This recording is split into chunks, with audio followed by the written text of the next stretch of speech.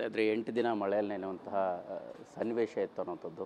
But ಈಗಲೂ ಕೂಡ ಮಳೆ ಬರ್ತಾ ಇದೆ. ಮಲೈಕಾಗೆ ಮಳೆ ಅಂದರೆ ತುಂಬ ಇಷ್ಟನಾ?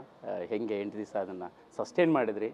ಏನು ಚಾಲೆಂಜಸ್ ಇತ್ತು ಅನ್ನೋಂಥದ್ದು? ಮಳೆ ಅಂದರೆ ಎಲ್ಲರಿಗೂ ಇಷ್ಟ, ಬಟ್ 8 ದಿನ ನನಗೆ ಅಷ್ಟೆಲ್ಲ ಇಷ್ಟ ಇಲ್ಲ ಸರ್ ನನಗೆ ಮಳೆ. ಸೊ ತುಂಬ ಕಷ್ಟ ಇತ್ತು. ವಿಂಡ್ ಮಿಲ್ ಕಡೆ ಎಲ್ಲ ಶೂಟ್ ಮಾಡ್ತಿರುವಾಗ ಗಾಳಿ ಬರ್ತಾಯಿತ್ತು, ಬಿಸಿಲು ಇತ್ತು. ಆ ಮಧ್ಯದಲ್ಲಿ ಅದು ಟ್ಯಾಂಕರ್ ನೀರು, ಮಳೆ ಅಂದರೆ ನಿಜವಾಗ್ಲೂ ಮಳೆ ಬರೋಕ್ಕಾಗಲ್ವಲ್ಲ, ಟ್ಯಾಂಕರ್ ನೀರು ಹಾಕಿದಾಗ ಮೈ ಮೇಲೆ ಅದೊಂದು ಹನಿ ಬಿದ್ದರೆ ಜೀವ ಇದಾದಂಗೆ ಆಗುತ್ತೆ. ಅದರಲ್ಲಿ ಆ ಕಾಸ್ಟ್ಯೂಮ್ ಹಾಕ್ಕೊಂಡು ಖುಷಿ ಅನಿಸುತ್ತೆ. ಅಷ್ಟು ಹಾರ್ಡ್ ವರ್ಕ್ ಮಾಡಿದ್ದಕ್ಕೆ ಇವತ್ತು ಜನ ಅದಕ್ಕೆ ಪ್ರತಿಕ್ರಿಯೆ ಕೊಡ್ತಿರೋದು ವೆರಿ ಹ್ಯಾಪಿ.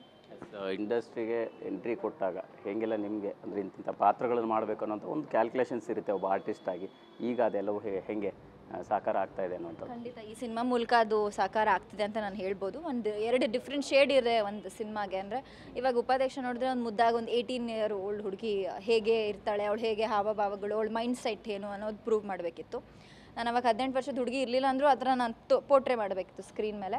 ವಿದ್ಯಾಪತಿಲಿ ಒಂದು ಸೂಪರ್ ಸ್ಟಾರ್ ಅನ್ನೋ ಒಂದು ಇದು ಕೊಟ್ಟರು. ಬಟ್ ಅಂದರೆ ಸೂಪರ್ ಸ್ಟಾರ್ ಅನ್ನೋ ಒಂದು ಕ್ಯಾರೆಕ್ಟರ್ ಅದು, ವಿದ್ಯಾ ಅನ್ನೋಳು ಒಬ್ಳು ಸೂಪರ್ ಸ್ಟಾರ್ ಅಂತ. ಬಟ್ ಕಲ್ಟಲ್ಲಿ ಮೇಜರ್ಲಿ ನನಗೇನು, ನಾನು ಯಾವಾಗಲೂ ನನ್ನ ವಿಷಯ ಅಂತಲ್ಲ, ಎಲ್ಲ ಹೀರೋಯಿನ್ಸ್ಗೂ ಒಂದು ಮುಖ್ಯವಾದ ಅಂಶ ಅಂದರೆ ಸ್ಕ್ರೀನ್ ಸ್ಪೇಸ್. ಹೀರೋಯಿನ್ಸ್ಗೆ ಎಷ್ಟು ಸ್ಕ್ರೀನ್ ಸ್ಪೇಸ್ ಇರುತ್ತೆ ಅಷ್ಟು ಸಿನಿಮಾ ಕೂಡ ಚೆನ್ನಾಗಿ, ಯಾಕಂದರೆ ಒಂದು ಒಳ್ಳೆ ಬ್ಲೆಂಡ್ ಇರುತ್ತೆ ಹೀರೋ ಹೀರೋಯಿನ್ನು ಬೇರೆ ಪಾತ್ರಗಳು ಅಂತ. ಸೊ ಆ ಒಂದು ಎಲ್ಲ ಬ್ಲೆಂಡ್ ಇರೋ ಒಂದು ಕ್ಯಾರೆಕ್ಟರ್ ನಂದು ಅಂತ ನನಗನ್ಸುತ್ತೆ.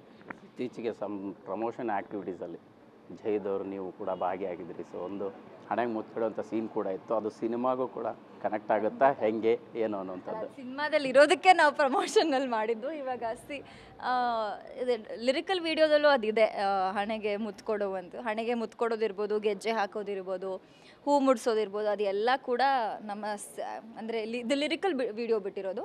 ವಿಜುವಲಿ ವೀಡಿಯೋ ಸಾಂಗ್ ಬಿಟ್ಟರೆ ಅದರಲ್ಲೆಲ್ಲ ಈ ಎಲ್ಲ ಆ್ಯಕ್ಟಿವಿಟೀಸ್ ಇದೆ. ಪ್ರೀತಿಯಲ್ಲಿ ಬಿದ್ದ ಪ್ರತಿಯೊಬ್ಬರಿಗೂ ಕೂಡ ಅದರ ಮಜಲುಗಳನ್ನು ಅನುಭವಿಸುವಂಥದ್ದು ಮತ್ತು ಕನಸುಗಳನ್ನು ಈಡೇರಿಸ್ಕೊಳ್ಳುವಂಥದ್ದು ತುಂಬ ಪ್ಲ್ಯಾನ್ಸ್ ಇರುತ್ತೆ. ನಿಮ್ಮ ಲವ್ ಲೈಫಲ್ಲಿ ಹೆಂಗೆ ಪ್ಲ್ಯಾನ್ಸ್ ಇದೆ ಅನ್ನುವಂಥದ್ದು?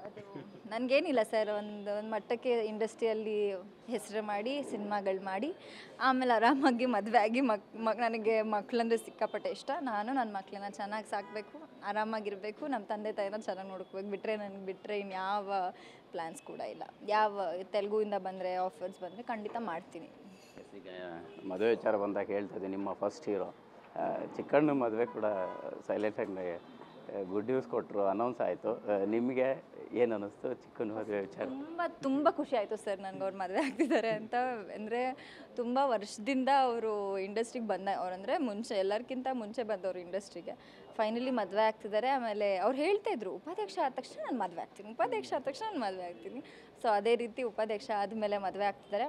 ಏನು ಕಂಗ್ರ್ಯಾಚುಲೇಷನ್ಸ್. ನಿಮ್ಮ ಜೀವನ ಇನ್ನೂ ಇವಾಗ ಏನು ಚೆನ್ನಾಗಿತ್ತು ಅದಕ್ಕಿಂತ ತುಂಬ ಚೆನ್ನಾಗಿರಲಿ ಅಂತ ನಾನು ಬಯಸ್ತೀನಿ. ಎಸ್, ಫೈನಲಿ ಇನ್ನೇನು ಕೆಲವೇ ದಿನಗಳಲ್ಲಿ ಕಲ್ಟ್ ತೆರೆಗೆ ಬರ್ತಾ ಇದೆ. ಏನು ಹೇಳ್ತೀರಿ? ನಿಮಗೆ ಎಷ್ಟು ಸ್ಪೆಷಲ್ ಅನ್ನೋದು?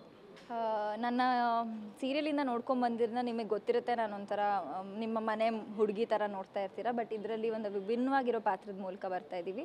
ಈಗಾಗಲೇ ಅಯ್ಯೋ7 song Anand audio YouTube channel release ಆಗಿ ಟ್ರೆಂಡಿಂಗಲ್ಲಿದೆ. ಯಾರ್ಯಾರು ನೋಡಿಲ್ಲ ದಯವಿಟ್ಟು ಆನಂದ್ ಆಡಿಯೋ ಯೂಟ್ಯೂಬ್ ಚಾನಲ್ಗೆ ಹೋಗಿ ಸಾಂಗ್ ನೋಡಿ ಅಂತ ಕೇಳ್ಕೊತೀನಿ. Thank you. Thank you sir. Yes, ಇದಿಷ್ಟು ಕಲ್ಟ್ ಸಿನಿಮಾದ ನಟಿ ಮಲೈಕಾ ಅವರ ಮಾತಾಗಿರ್ತಕ್ಕಂಥದ್ದು. ಕ್ಯಾಮ್ರಾ ಪರ್ಸನ್ ರಾಜು ಜೊತೆ ಮಾಲ್ತೇಶ್ ಚೆಗ್ಗಿನ್, TV9 ಬೆಂಗಳೂರು.